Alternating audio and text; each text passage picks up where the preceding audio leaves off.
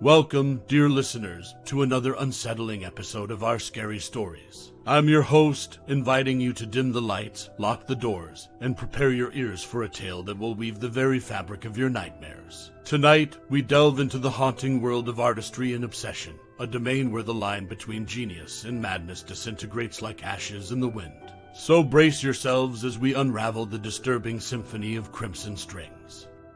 Clara's fingers danced over the strings of her violin, each stroke producing a melody that seemed to shimmer in the air around her.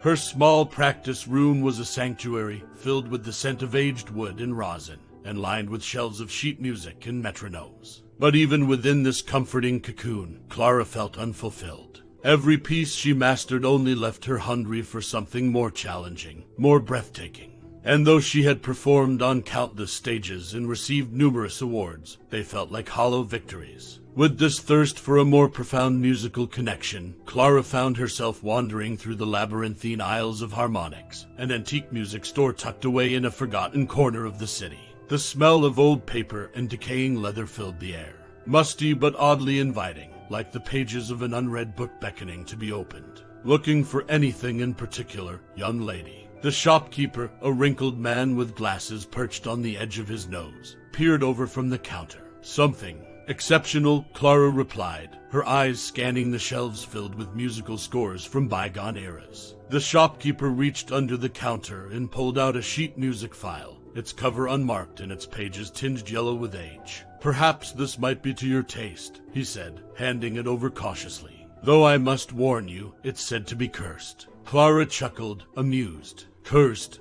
legend has it that whoever attempts to play it never remains the same. But it's yours, free of charge, if you dare to accept it. Her fingers touched the weathered pages, an inexplicable shiver coursing through her. I'll take my chances. Returning to her sanctuary, Clara delicately placed the sheet music on her stand. Her heart raced with anticipation as she readied her bow and took the first stroke. The notes were cryptic, almost alive, as though they had waited for centuries just for her to play them.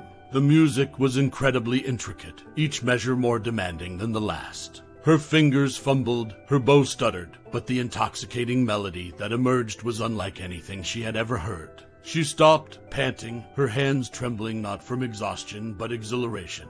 It was in that moment of stillness that she noticed something unsettling. The strings on her violin appeared to have changed. They looked less like strings and more like veins, thin and curiously textured. She blinked, attributing the odd sight to the room's soft lighting, or perhaps her own fatigue. Feeling both vexed and intrigued, Clara shook off the peculiar thought. She was too entranced by the music to be deterred. She placed the bow back on the strings, or veins, and took a deep breath. Her mind told her to stop, to examine the strangeness of what was unfolding, but her heart urged her to continue, to dive deeper into the captivating abyss of the melody. Yet, even as her bow glided across the strings and beautiful yet haunting music filled the room, Clara couldn't shake off the feeling that something had been set in motion, something irreparable.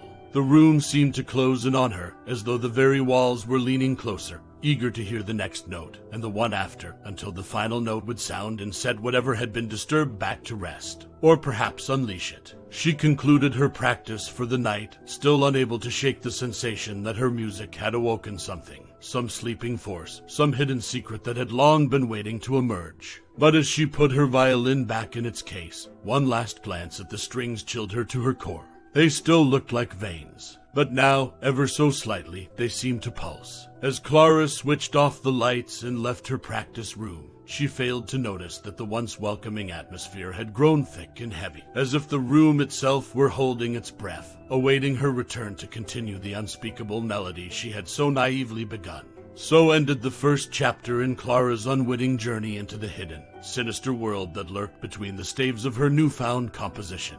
With each passing day, the room waited, the strings waited, the lurking shadows waited, but most of all, the insidious melody waited. For the time was near when all would rise in a chilling symphony of dread, and Clara would find herself entangled in a fate more twisted than she could ever imagine. Days folded into nights, and nights back into days in a seamless loop, with Clara lost in the ceaseless tide of her obsession. The curtains of her practice room remained perpetually drawn, shielding her from the outside world, a world she now found trivial and meaningless compared to the mesmerizing complexities of her mysterious composition. Meals went uneaten, phone calls unanswered. Even the mirror reflected a face increasingly gaunt, and eyes that held a haunted look. But none of this mattered to Clara. The only reality that beckoned her was the ever-elusive mastery of the piece. The composition itself seemed to evolve. No matter how many times she played it, there was always something new to discover, a subtle twist in the melody, a hidden chord, a whispering undertone that she had never noticed before. It was maddening and magical all at once. When Clara's fingers touched the strings now, they pulsated beneath her touch, almost like a living entity responding to her caress. They no longer just resembled human veins, they looked unmistakably like them. An intricate network of slender tubes, thin walls nearly translucent, displaying the rush of some dark fluid within them. Yet, the grotesque alteration only drove her deeper into her fixation. The thought that the music was doing something to her, changing not just the violin, but also perhaps Clara herself, was relegated to a distant corner of her mind. One fateful night, as the world around her slept in blissful ignorance, Clara reached an unparalleled level of communion with her music. Her bow hovered above the strings, as if drawing energy from them, and then descended in a sweeping motion. The room vibrated, filled not just with sound but with a resonant force, an energy that seemed to awaken something primal. Each note spiraled out of her violin and swirled around the room like dark motes of some ancient magic. As her fingers flew across the strings, she felt an abrupt chill spread through the room.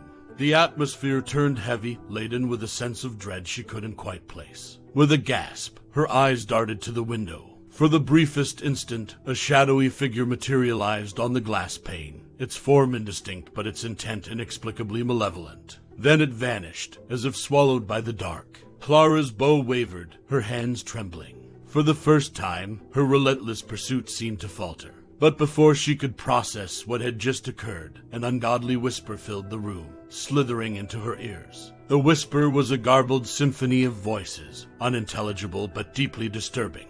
It seemed to urge her on, to complete the piece, to unleash whatever lay trapped between the haunting notes. With a resolve born from either bravery or madness, Clara lifted her bow once more. The pulsating strings seemed to call out to her, eager for the harmonious union that would complete the dark symphony. Yet as she played, the creeping realization settled in. She was no longer alone in her quest for perfection. She had summoned something from the shadowy recesses of reality, a force that now echoed in every note she played and stared at her from the blackness beyond her window. But Clara, entrapped in her obsession, chose to ignore the warning signs. She delved back into the music as the room seemed to quiver around her, synchronizing with her accelerating tempo. And as the last note reverberated through the strings, a sensation washed over her. It was a feeling of completion, but also of an irreversible beginning. The room went eerily silent, as if holding its collective breath. Clara looked at her violin, its strings now a living labyrinth of veins, and knew that whatever came next, there was no turning back. Unable to brush aside the dark epiphanies of the previous nights, Clara resolved to unearth the provenance of the enigmatic sheet music that had consumed her life. The old music store, with its aroma of musty paper and polished wood, was where she had found her cursed treasure. Entering it now felt like crossing the threshold of a forbidden temple. The shopkeeper looked up, the room's dim light reflecting off his thick glasses. "Ah, you're back," he said, almost as though he'd been expecting her. "I need to know more about the piece you gave me." Clara's voice was tinged with a mixture of dread and intrigue. The man hesitated, his eyes narrowing. "That piece has a history, a tale of rituals, of vanishings, of dark incantations. It's not just music, it's an invocation." A chill slithered down Clara's spine. But then, a rationalizing thought surfaced. Wasn't it all too fantastical, too absurd? This was the 21st century, not some gothic novella. "You look skeptical," the shopkeeper said, peering at her. "But remember, skepticism is a luxury you may no longer be able to afford." Ignoring the rising tension, Clara left the shop, clutching an old book that the shopkeeper insisted she read, a record of occult practices and folklore filled with spine-chilling accounts that disturbingly resonated with her own experiences. Back at her home, she pored over the book's brittle pages. It spoke of musically imbued rituals conducted in various cultures, of disturbing phenomena, of shadowy figures that acted as guardians or harbingers of unnameable forces. The musical piece she had was apparently one such invocation, designed to serve as a bridge between dimensions. Clara shook her head. This couldn't be real. She was an educated woman, a rational human being. All of this, the pulsating strings, the shadowy figure, were just manifestations of her stress and obsession. Reassured by her rationalizations, she found herself back in her practice room. As midnight approached, Clara took her violin, now more like an extension of her body, and began to play. This time, as she reached the crescendo, she felt an overpowering sense of unity with the piece, as though she had become a conduit for something far beyond her understanding. The room seemed to darken, the corners of her vision blurred, and she saw them, figures materializing from the void, not just one but several. They swayed and twirled, as though dancing to her music, their forms blurry and indistinct but unmistakably there. A torrent of emotions overwhelmed her: terror, curiosity, and an unsettling thrill. Her music was not just music, it was a force that beckoned these entities, setting the stage for some cosmic drama she was only beginning to comprehend. In that moment, Clara faced a haunting realization. She had crossed a line from which there was no turning back. She was a participant in something that transcended human understanding, a catalyst in a ritual that she neither controlled nor fully understood. Yet, as she lowered her bow, her face flushed with an unholy mixture of fear and fascination. She accepted her fate. Her fingers gently stroked the veiny strings. No longer did she question whether she should stop or seek help. Those were questions for another Clara, a woman who existed in a world far simpler than the one she now found herself in.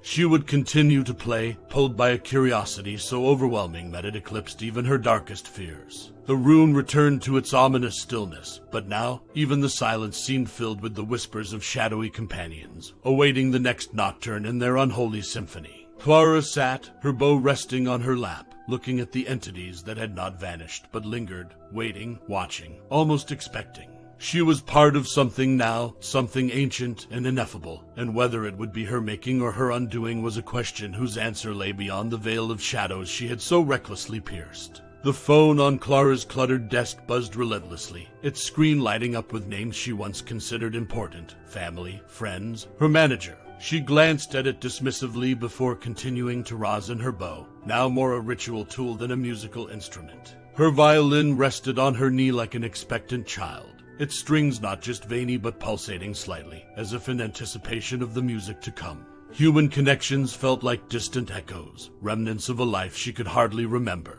All that mattered now was the sheet music spread before her, the notes like cosmic constellations promising uncharted realms of experience. On a trip to the local library's archaic music section, her second home before her new obsession, she stumbled upon a brittle article about the composer of her piece. An eccentric recluse, he had vanished without a trace, leaving behind rumors of occult practices and deviant rituals. His contemporaries spoke of his obsession with penetrating the veil. His last work reportedly this very piece, a composition designed to unlock doors best left closed. Back in her practice room, now a sanctuary of supernatural occurrences, Clara could not help but notice the disturbing changes. The room, once filled with warm, inviting light, had taken on a disquieting aspect. Light bulbs dimmed unpredictably, their glow swallowed by the walls as though consumed by an insatiable hunger. It was as if the room itself were in collusion with the haunting notes of her violin, an earthly stage for an unearthly performance. Clara raised her bow and started to play. As she moved through the sinuous melodies and chaotic scales, she discerned new, hidden layers within the music. Whispers seemed to emanate from the strings, formless voices that cried and beckoned, urging her to press on, to complete the composition.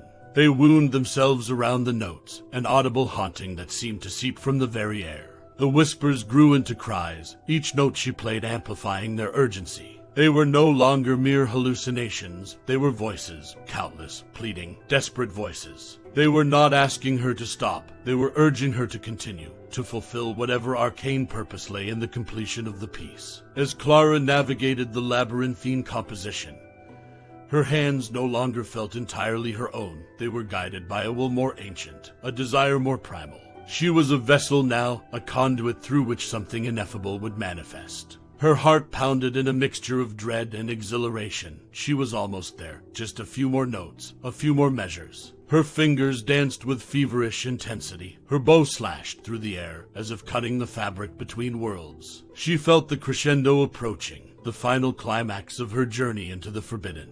The voices were a chorus now, their screams and sighs woven into a tapestry of sound that only she could hear. As she played the final note, the room plunged into a darkness so complete it felt like the absence of all light and life. The voices reached a deafening climax, a wave of sound that seemed to shake the very foundation of her soul. And then silence. Clara sat still, her fingers trembling on the strings, her bow hanging limply by her side. The voices had vanished, but their absence was not a relief. It was a void, a pregnant emptiness filled with palpable expectation. She had done something, unleashed something, what, she did not know. But as she sat in the chilling darkness, her only companions the shadows that seemed to crowd closer with every passing second, she realized that ignorance was no longer a sanctuary, and turning back was no longer an option. In a moment of solitude, wrought with both feverish anticipation and icy fear, Clara beheld her reflection in the tarnished mirror that hung on the opposite wall. Her face was drawn, almost ghostly, framed by matted strands of hair that had lost their luster. But her eyes held a gleam, a flickering ember of determination. Or was it desperation? It was time, she felt it in her marrow, to perform the cursed piece in its entirety. Tonight was the climax of her grueling odyssey, an artistic rite of passage she convinced herself would transcend conventional boundaries. The sheet music lay sprawled on her desk like an open incantation, its notes no longer intimidating. Instead, they beckoned her to resolve their musical enigma, to bring to life what had long been trapped in cryptic symbolism. With a trembling hand, Clara picked up her bow, now more an extension of her being than ever before. Her violin waited patiently in its stand, its strings quivering, an uncanny semblance of veins throbbing with a life of their own.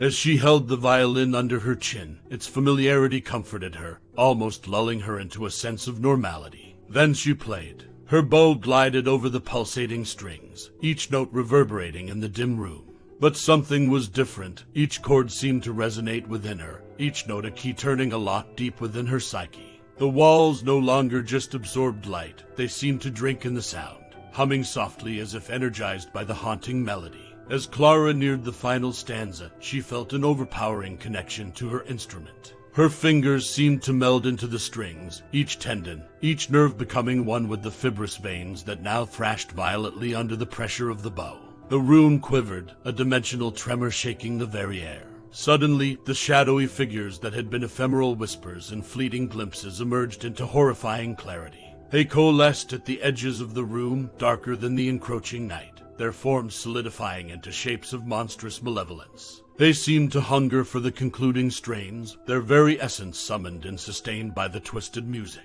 In that harrowing moment, Clara understood. The figures, the shadows, the haunting voices, all were fragments of a malevolent whole, shards of a darkness she had summoned into her reality. And now, as she attempted to release her fingers from the violin to cease the music, she found she could not. Her skin, her flesh, her very being were now fused with the intricate web of living strings. She was ensnared, a moth forever caught in a twisted tapestry of cosmic malevolence. Her final note was a scream, inaudible yet deafening, a dissonant harmony with the sinister orchestra she had conjured. Imprisoned in her own artistic creation, an eternal dirge performed by a violin with strings of veins and a bow of bone, Clara became the embodiment of her own dark opus, an everlasting concerto in a theater of shadows. And so she remained, a frozen tableau of torment, an artist forever bound to her masterpiece in an agonizing finale macabre. Trapped in an otherworldly existence, Clara's consciousness swirled within the violin, a vessel now mingling her artistic essence with eternal suffering. From this unique, torturous vantage point, she could observe the dark forces that had gathered in her practice room, their ominous forms a stark contrast against the surrounding gloom. They raised arms, tentacles, perhaps, or worse, in a ghastly pantomime of applause, their clapping a sound like decaying wood splintering in a quiet forest. One of them stepped closer, its shape less definable, but its intent crystal clear. "Your masterpiece shall be the herald of a new dawn, a symphony sung in the forgotten corners of the world," it hissed, its voice a blend of silk and rust. With that final, ominous promise, the dark shapes receded into the shadows, vanishing as if they were mere illusions, figments of a nightmare. But Clara knew better. Her room, now steeped in a solitude as thick as ink, was different yet painfully the same. However, the air shifted once more as the front door creaked open. Footsteps resonated through the floorboards, each step a weighty drumbeat and a march towards destiny. A young man entered the room, his eyes reflecting the innocence and curiosity of youth. He was a cellist, as evidenced by the case he gently laid on the floor. The room seemed to pulse at his presence, shadows caressing the corners of his eyes as he surveyed his surroundings. Then he saw it, a violin of exquisite craftsmanship, its strings a mesmerizing network of complex textures. It was as if the instrument called out to him, its allure irresistible. Hesitant but entranced, he lifted the violin from its stand and ran his fingers lightly over the strings. They felt oddly warm, pulsating with an inner life that ached for expression. A sudden urge overwhelmed him to try the bow that lay next to it. His fingers grasped it naturally, a sense of familiarity enveloping him as if guided by an invisible maestro. The first stroke was hesitant but full of promise, a seed of potential waiting to blossom into a garden of dark delights. Inside her wooden prison, Clara's spirit writhed in a symphony of conflicting emotions. Her silent scream was a complex chord, a wail that reverberated through the fibers of the violin, echoing within the confines of her eternal stage. It was an agonizing blend of artistic triumph and ceaseless torment, a never-ending coda in a composition penned in crimson ink on the parchment of her fate. The young cellist, too, felt something, an inexplicable rush of inspiration, a torrent of emotions he couldn't yet understand but was eager to explore. Setting down the violin, he picked up his cello case, its handle now strangely cold to the touch. For the first time, he felt like he was holding a relic, a key to untold mysteries. As he exited the room, the air seemed to close in behind him, a final curtain falling on an act that was far from over. Another performance was yet to be staged, another musician to be ensnared in a tale of twisted strings and haunting melodies. And Clara would be there, a silent witness to her dark legacy, forever entangled in a symphony of shadows. The cycle was reset. The music would play on. Ah, the echoes of Clara's violin still resound in the chambers of your mind, don't they? A crescendo of terror, a haunting melody of desperation that lingers long after the curtain has fallen. Remember, our dear listeners, sometimes the most dreadful of monsters wear the guise of beauty, and the allure of darkness is but a bow's stroke away. Thank you for joining us for this episode of Our Scary Stories. Sleep well, if you dare.